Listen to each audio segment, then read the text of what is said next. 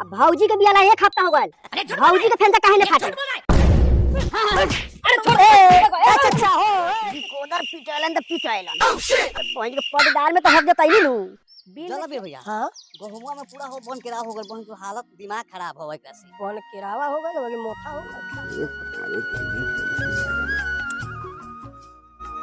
ए बबू अभी कहलऊ है कि 2 घंटा के बाद नंबर मिले पटावे ना, पहले जो न घरवा से खोले। हां जाने हमने जाम खाए ये थोड़ी प्लेट लगाला थोड़ी नहीं लगावे ला वहां। तो प्लेट ले ले तो हम काथी ले और थरिया कहने ले ले। हम ले जाम खाए दूध से नहीं खाले तो मर गइल का हम घर में वो खाए जा अपन पटावा जा कुछ कर जा यहां से हट।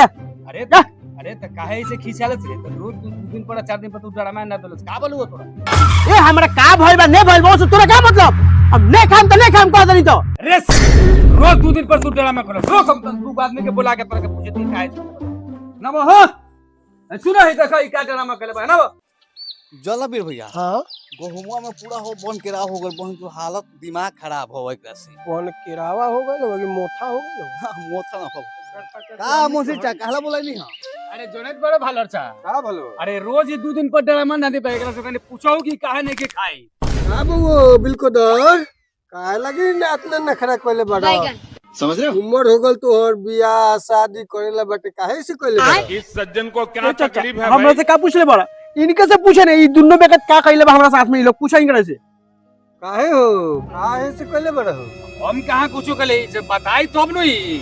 अगर 2 दिन पर 3 दिन पर डरामा ना दे तो हम का जरी देखी मुसलमा हम का कले बताई तब नु हम बोल बुआ बोल बिल्कुल दर बोल का दिक्कत हो? ठीक बा चाचा पूछे बार से बतावई थी हमरा में गलती अगर होखई नु त हमरा मुंह में मुद्दी है ठीक बा पहले बात जो बताओ पहले सुन ठीक बा। का ने बात बा चाचा कि भैंसी भी आयल तो फेंसा फाटल, बड़ी अच्छी बात। यहाँ तक गाय भी आयल तो फेंसा फाटल, यहाँ तक इहो बात बा कि बकरी भी आयल तो फेंसा फाटल। अब भौजी के बियाला एक हफ्ता हो गए, भौजी के फेंसा काहे ने फाटल?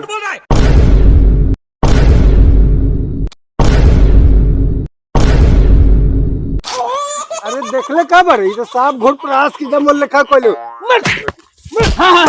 अरे छोड़ ए चचा हो ए चचा ए भाले चा छोड़ बा साले के कौन स्कूल में पढ़ौले रहले रे एकरा? अरे जा दो पूर्वक नु है एकरा मन। ए चाचा अरे तेरा बहुत के तुम लेरवारी बसोड़ में पढ़ौले। सुनो ने इहो कौन भले आदमी हो, इनका ई कहे के चाही रात में बैठा के भौजाइए के सामने कहतन कि ए बउआ ई हल्ला मत करी ह, भैंसी के फेवसा फाटल है भौजी के फेवसा ने फाटल।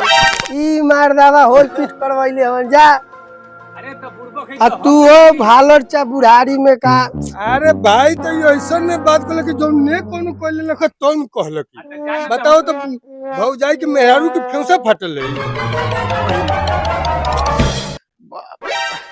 अच्छा बिकोदर पिटालन त पिटालन भैंस के पटदार में तो हक जतई नु बिल में छेद कर देनी पूरा पटदार के हिस्सा ले लेनी। चलो